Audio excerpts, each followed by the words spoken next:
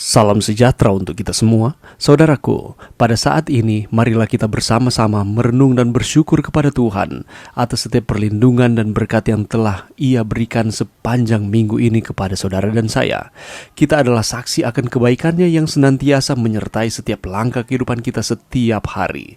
Saudaraku, pada saat ini kita tiba pada ringkasan pelajaran sekolah Sabat, pelajaran yang kedua dengan judul Ajarlah Kami Berdoa. Saat kita mempelajari akan pelajaran kita ini setiap hari, mari kita introspeksi diri dan bertanya, sejauh mana kita telah memahami dan menghayati kekuatan doa dalam kehidupan kita?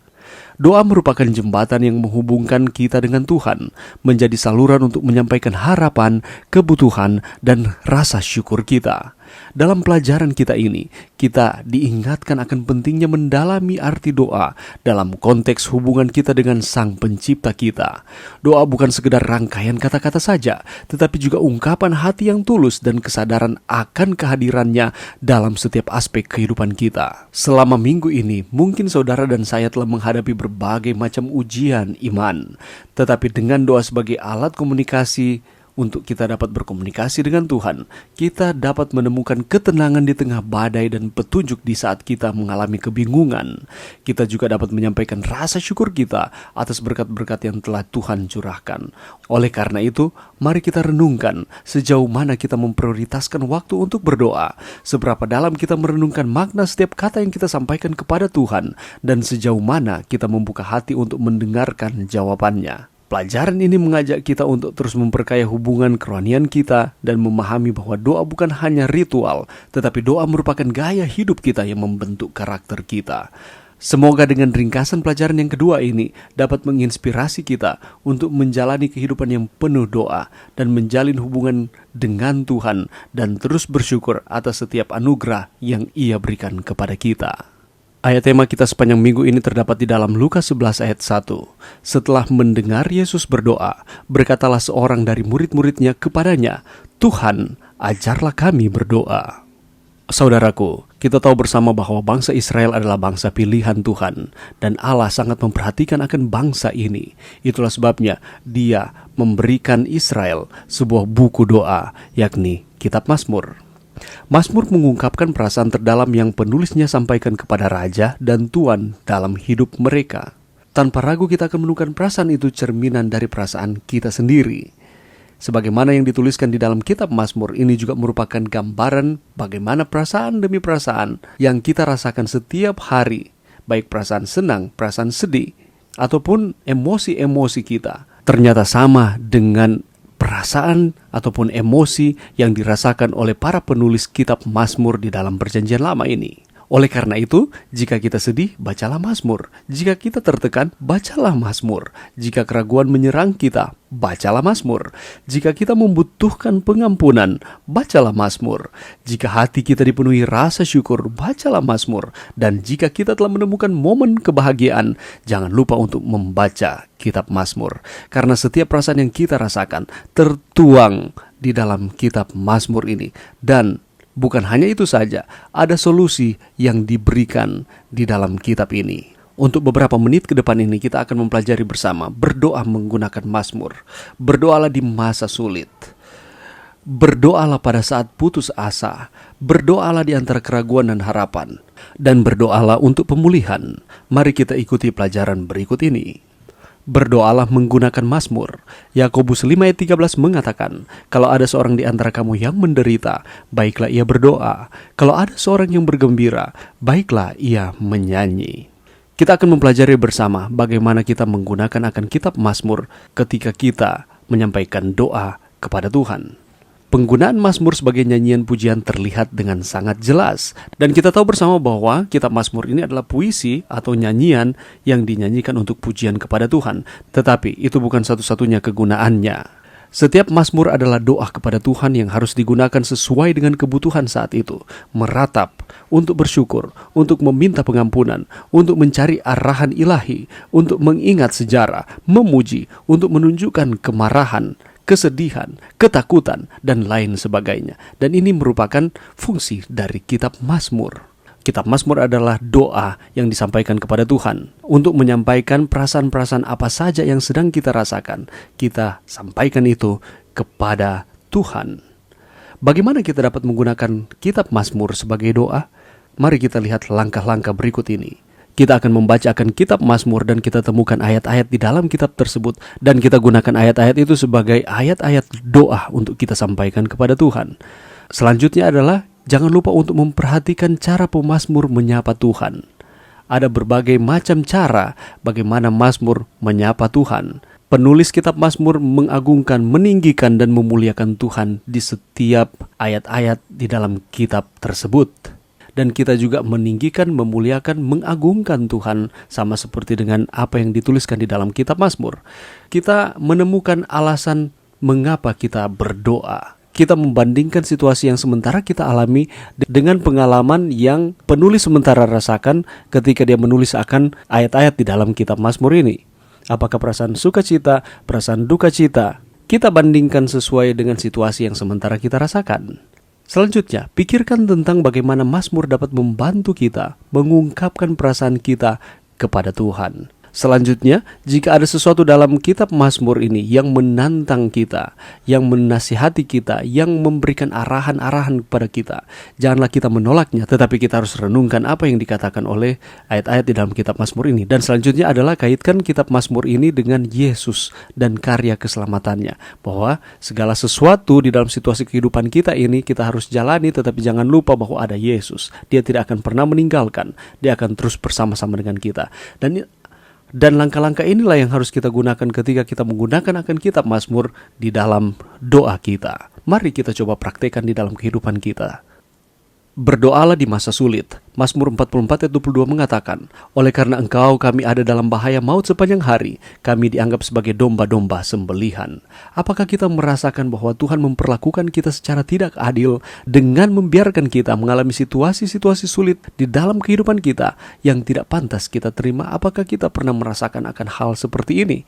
Mungkin ya atau mungkin tidak. Namun, jika demikian, apakah kita akan mengungkapkannya lewat doa? Baik di depan umum atau secara pribadi? Apakah kita ketika mengalami tantangan di dalam kehidupan kita, apakah kita akan sampaikan itu lewat doa, atau justru sebaliknya kita akan mengeluh dan mempersalahkan Tuhan? Pemazmur tidak segan-segan melakukannya. Bangsa Israel ini dijarah, bangsa Israel ini ditawan, bangsa Israel ini dianiaya, diasingkan. Dan mereka tidak melakukan apapun sehingga pantas mendapatkannya. Dengan kata lain, mereka tidak melakukan kesalahan apapun, tetapi mereka harus mengalami akan peristiwa-peristiwa yang tidak baik di dalam kehidupan.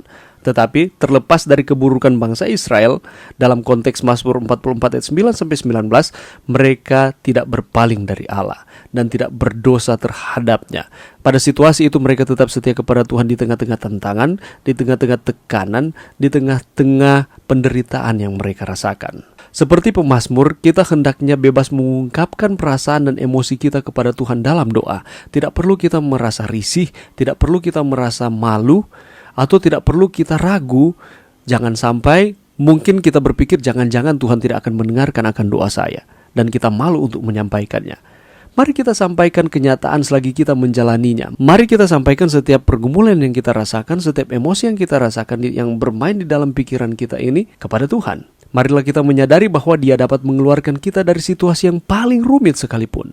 Meskipun kita tidak memahami pada saat ini mengapa Dia tidak melakukannya sekarang. Yang terpenting jangan ragu bahwa bahkan di tengah permasalahan dan kesulitan, Tuhan itu pengasih dan penyayang.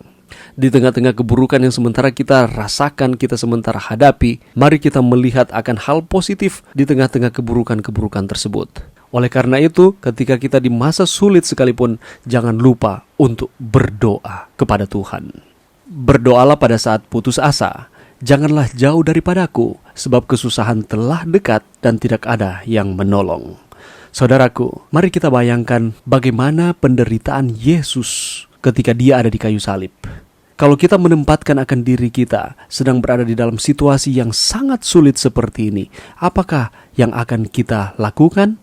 Tetapi kalau kita melihat di dalam pengalaman dari Yesus, ketika Dia sedang ada di dalam penderitaan ini, Dia berdoa. Kata-kata yang Dia sampaikan di dalam Mazmur pasal 22 ayat 1, kelihatannya ini merupakan gambaran keputusasaan. Tetapi apakah memang benar seperti itu? Mazmur 22 ayat 1 mengatakan, Allahku, Allahku, mengapa engkau meninggalkan aku? Aku berseru, tetapi engkau tetap jauh dan tidak menolong aku. Yesus mengambil akan ayat ini untuk dijadikan doanya ketika dia sementara tergantung di kayu salib.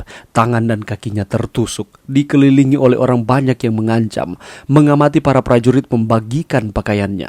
Dia merasakan kehausan, menanti-nantikan saat kematiannya, dan bisa jadi dia mengalami keputusasaan. Tetapi apakah Yesus berputus asa? Tentu saja tidak. Dia tetap berpengharapan kepada Tuhan di saat situasinya yang sangat tidak menguntungkan Yesus itu sendiri. Situasi kita mungkin tidak separah yang dialami oleh Yesus, namun kita pasti pernah merasa seperti Yesus, mengalami keputusasaan pada suatu saat ketika kita mengalami suatu permasalahan di dalam kehidupan kita, atau kita mengalami kesakitan, pergumulan kehidupan yang seakan-akan kita tidak tahu bagaimana caranya supaya kita dapat keluar dari hal-hal tersebut. Tetapi apa yang harus kita lakukan?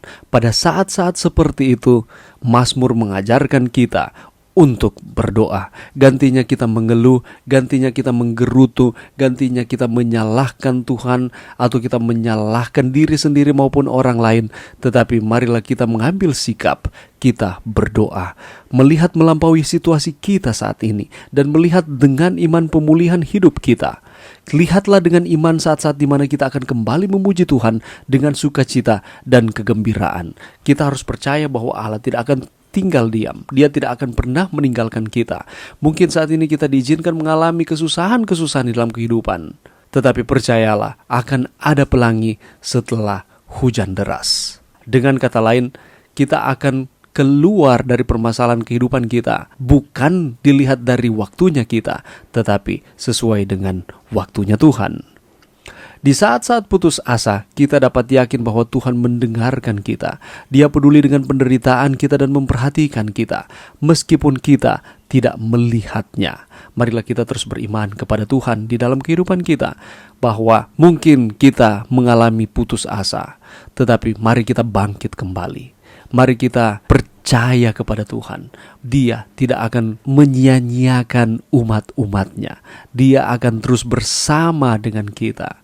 Dan pergumulan yang kita rasakan ketika kita dapat keluar dari pergumulan tersebut dengan pertolongan Tuhan, itu akan menjadi kesaksian hidup yang akan kita saksikan kepada saudara-saudara kita yang mengalami pergumulan, permasalahan kehidupan, rasa putus asa di situasi yang berbeda. Dan kita akan menjadi berkat bagi orang lain. Itulah sebabnya pada saat kita mengalami keputusasaan, marilah kita memutuskan untuk berdoa, menyampaikan setiap pergumulan kita kepada Tuhan. Berdoalah di antara keraguan dan harapan. Mazmur 13 ayat 1, berapa lama lagi Tuhan kau lupakan aku terus-menerus? Berapa lama lagi kau sembunyikan wajahmu terhadap aku? Apakah Tuhan sudah melupakanku?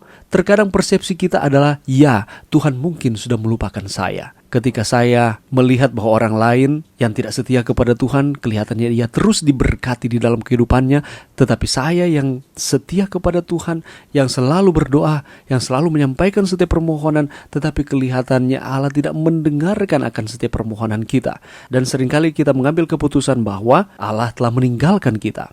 Pemazmur mengungkapkannya dengan sangat jelas, namun dia mengatasi keraguan itu dan menunjukkan kepada kita harapannya. Kita akan melihat bersama pengalaman dari pemazmur ketika dia mengalami dan dia menanyakan pertanyaan yang sama, apakah Tuhan sudah melupakan? Tetapi tidak hanya berhenti di situ saja, dan pada akhirnya ada solusi yang diberikan oleh pemazmur untuk kita, sehingga kita boleh keluar dari pemikiran-pemikiran yang keliru terhadap Tuhan kita. Di dalam Mazmur 13 ayat 1 dan 2, di sana dia menegur Tuhan. Dia menyampaikan akan apa yang sedang dirasakannya.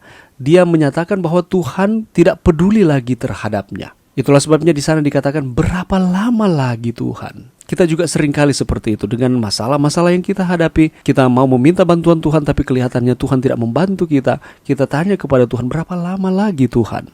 Dan setelah itu, dia meminta Tuhan untuk merespons agar musuh-musuhnya tidak bersuka cita dengan melihat akan kemalangan dari pemazmur itu. Jadi ketika dia mengeluh, dia tidak mengeluh kepada yang lain, tetapi justru dia mengeluh kepada Tuhan. Dengan kata lain, dia membawa akan pergumulan ini, keraguan-raguannya ini di dalam doa untuk dia sampaikan kepada Tuhan. Dan setelah itu, dia menunjukkan kepercayaan penuhnya kepada Tuhan dan percaya pada keselamatannya, dan akhirnya dia menyanyikan lagu pujian. Kita mungkin diperhadapkan dengan situasi-situasi sulit seperti ini. Yang kita lakukan adalah kita sampaikan apa yang sedang kita rasakan. Setelah itu kita meminta Tuhan untuk membantu kita untuk keluar dari situasi tersebut. Dan jangan kita persalahkan Tuhan, tetapi mari kita beriman kepada Tuhan, percaya kepada Tuhan bahwa Dia mampu untuk menyelamatkan kita. Dia mampu memberikan kepada kita jalan keluar. Dan mari kita menyanyikan lagu pujian, memuji dan membesarkan akan nama Tuhan di dalam kehidupan kita. Jika kita ragu, kita harus meminta agar Roh Kudus menerangi mata kita, yaitu membantu kita menghilangkan akan setiap keraguan kita. Kalau kita hanya mengandalkan diri sendiri untuk mengatasi akan keraguan kita, itu tidak akan berhasil.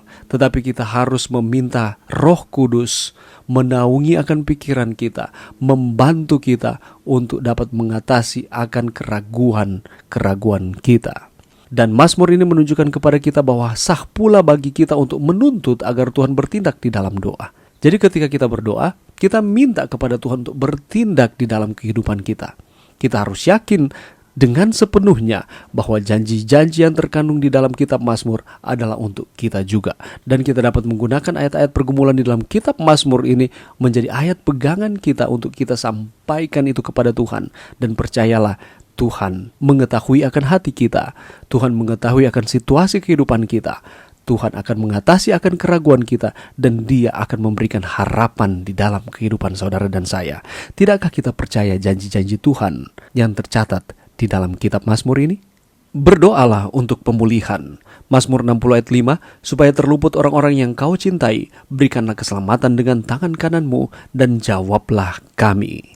Saudaraku, Mazmur ratapan seperti di dalam Mazmur pasal 60 adalah doa yang diungkapkan pada saat-saat penderitaan fisik, psikologis, atau spiritual, ataupun semuanya. Hal-hal tersebut membantu kita menyadari bahwa penderitaan adalah bagian dari pengalaman orang yang benar maupun yang tidak benar. Manusia, kita sudah jatuh ke dalam dosa. Penderitaan ini merupakan bagian dari pengalaman kita. Ketika kita mengalami kesakitan di dalam kehidupan kita, apakah kita menyalahkan Tuhan? Atau kita justru berpegang teguh kepada Tuhan, beriman bahwa Tuhan sanggup untuk memberikan pemulihan kepada kita. Hal ini juga membantu kita memahami bahwa Allah memegang kendali dan bahwa Dia akan melepaskan kita pada waktu yang tepat. Penderitaan kita membantu kita untuk berbelas kasih terhadap mereka yang menderita, seperti pemazmur yang melihat dunia terguncang, memohon kepada Tuhan, perbaikilah retak-retaknya, kehancurannya, sebab bumi telah goyang. Jadi apabila ada saudara kita yang saat ini sedang mengalami sakit di dalam kehidupannya, pergumulan di dalam kehidupannya, problema-problema kehidupan, yang harus kita lakukan adalah mari kita sebagai umat-umat Tuhan mendoakan dia. Selain dia mendoakan akan dirinya sendiri, kita mendoakan dia supaya dia dengan pertolongan Tuhan dapat dibebaskan dari setiap tantangan-tantangan ataupun pergumulan kehidupannya. Yang terpenting, Mazmur ini mengajarkan kita, yang pertama, untuk percaya sepenuhnya kepada Tuhan, baik dalam keadaan sehat maupun dalam keadaan sakit. Mari kita percaya kepada Tuhan. Dalam keadaan berbahagia maupun dalam keadaan menderita, mari kita percaya kepada Tuhan bahwa Allah sanggup untuk memberikan pemulihan, untuk meninggikan Dia di hadapan dunia. Mari kita tinggikan Tuhan, mari kita agungkan Dia di hadapan saudara-saudara, teman-teman, sahabat-sahabat kita. Walaupun kita diizinkan mengalami tantangan-tantangan di dalam kehidupan kita, mari kita mengagungkan Tuhan. Dan yang terakhir adalah untuk menjadi instrumen di tangannya. Dengan Allah akan kita lakukan perbuatan-perbuatan gagah perkasa. Kita ini adalah instrumen Tuhan. Mari kita menyerahkan akan kehidupan kita untuk digunakan oleh Tuhan. Apapun yang Ia kehendaki untuk Ia gunakan. Karena Allah tidak merancangkan akan kecelakaan, Allah merancangkan akan kebaikan di dalam kehidupan kita. Dia menggunakan kita untuk menyampaikan akan kabar baik keselamatan kepada setiap orang. Oleh karena itu, di dalam setiap aspek kehidupan kita, biarlah Tuhan yang menjadi prioritas kita. Dan jangan lupa untuk kita terus berdoa kepada Tuhan, baik dalam situasi yang menyenangkan, situasi yang diberkati oleh Tuhan, maupun situasi yang buruk sekalipun di dalam kehidupan kita. Mari kita terus percaya kepada Tuhan. Mari berdoa. Terima kasih Tuhan atas firman-Mu sepanjang minggu ini. Bantu kami Tuhan untuk kami dapat selalu berdoa, menyampaikan setiap pergumulan-pergumulan kami kepada Tuhan. Dan kami percaya Tuhan sanggup untuk memberikan jalan keluar di dalam setiap tantangan-tantangan yang kami hadapi. Ini doa kami Tuhan di dalam nama Yesus. Amin.